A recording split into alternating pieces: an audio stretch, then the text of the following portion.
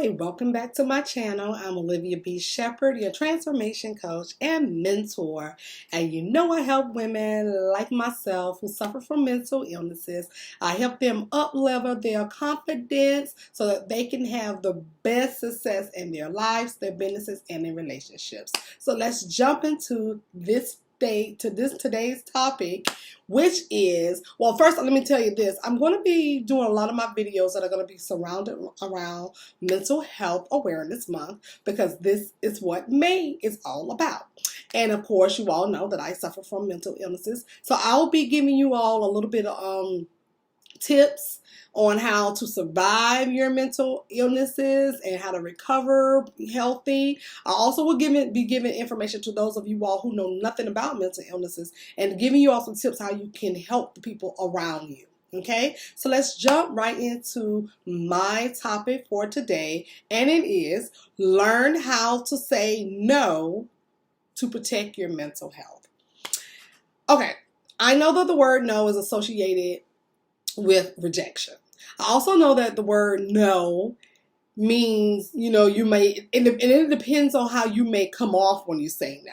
So if you come off saying no nasty and irritated, and people are going to take it that way. But if you say no, I'm just not going to, and you kind of explain the why, behind the answer, then people are going to take you just a little bit more serious. But when it comes to saying no to protect your mental health, you're going to have to be assertive and you're going to have to be firm about this particular word, no. Let's go into some instances. You are the only person in your family you're the person that everybody depends on in your family.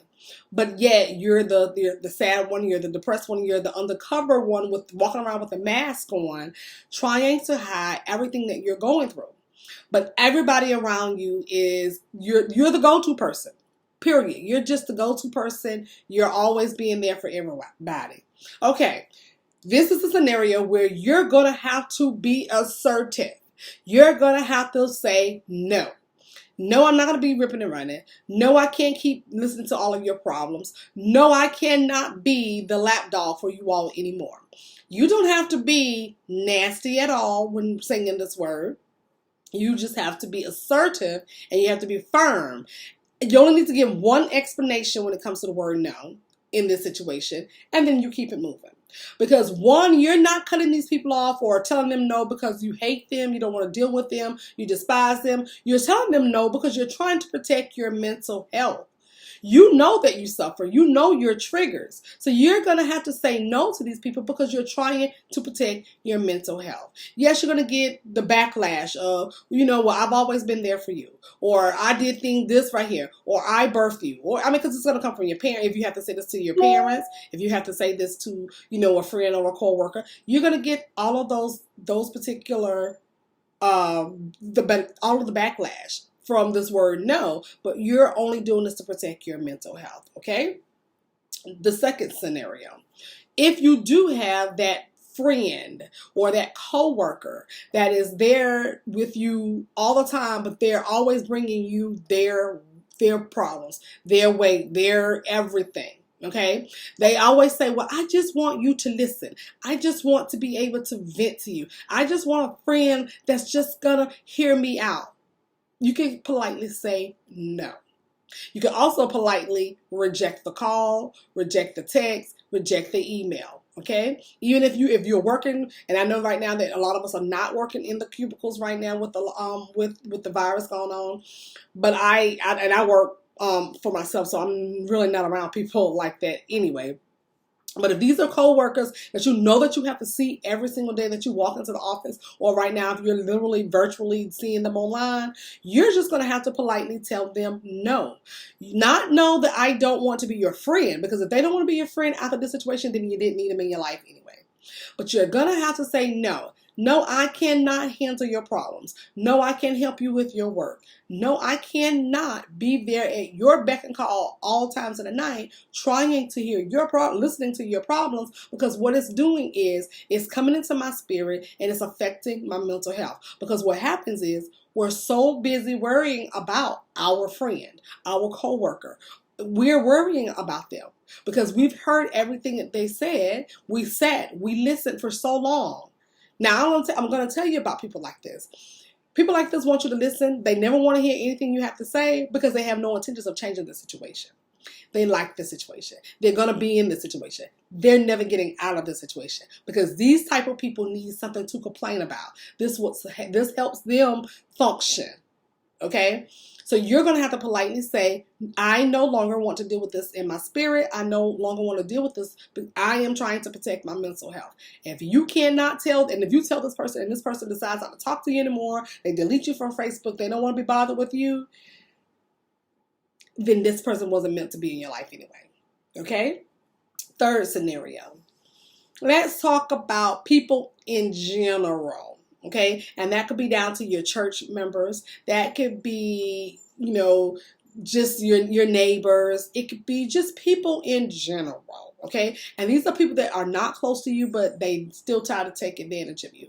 You're going to have to learn how to tell everybody no. You're going to have to do it to protect your mental health. You are walking around hiding things, because nobody's asking you how you're feeling. Nobody's asking you what can they do for you.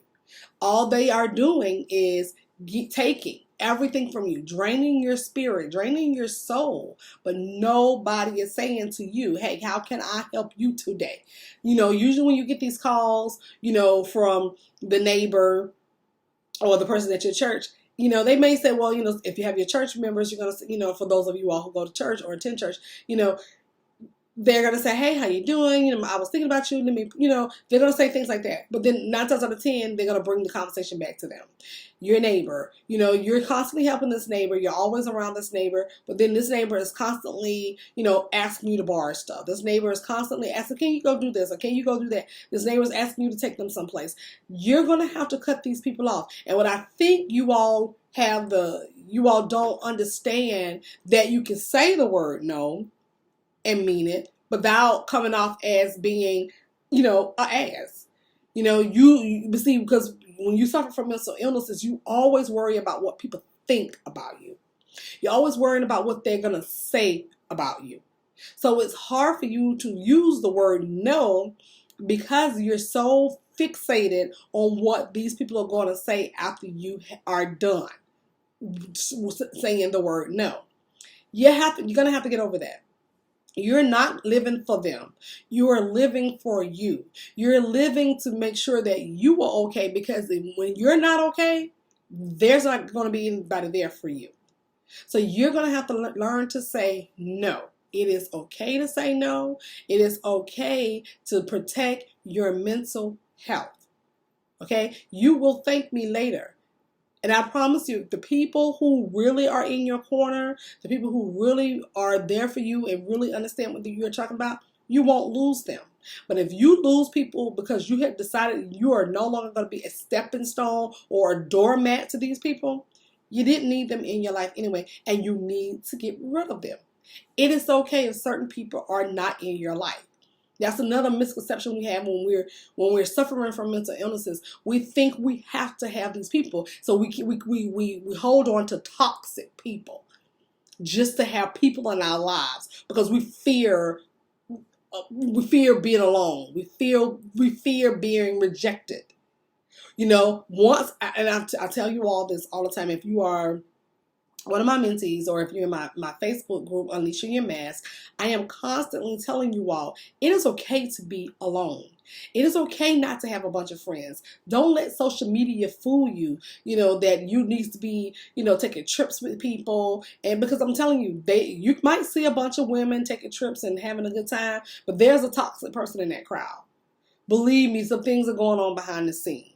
But to protect your mental health, it's okay for you to be at peace. I don't get why people don't like peace. I have been so at peace for a little while now. I feel good because I say no. People know not to come to me about anything. Okay? I don't like negative stuff in my spirit. I don't like it draining me. But I have my own things to worry about. I have my own problems. I can't save everybody. And you can't either. Okay, so to protect your mental health this month, even if you try it for just the rest of this month, just the rest of the month of May, I'm sorry. Times are, excuse me, the times are just like going together. Since we all will be in quarantine, the times are just going together. I don't even know what month it is. But take the rest of May, since it's Mental Health Awareness Month, take the rest of this month and use the word no. Use the word no. See how you like it. See how things change. See how you feel. And after May, if everything, if you can say to me and say, hey, me saying no and me being assertive, me standing up for myself felt good. Take it into June. Take it into July. Take it into the rest of the year. But while you're at it, be assured that your mental health is the reason why you're doing this. You're not doing this because you're just being a hateful person. You're just doing this to protect your mental health. So thank you for tuning in to this week's YouTube video. I promise to bring different videos throughout the month of May, just so that I can give you all some tips, around the stigma of mental illnesses, so that I can give you all, for those of you all who don't understand what it is like living with mental illnesses, I am your information fairy queen this month, okay? So thanks again for tuning into my channel. Don't forget to hit that subscribe button so that you can get those notifications when I'm about to leave a video. Bye now.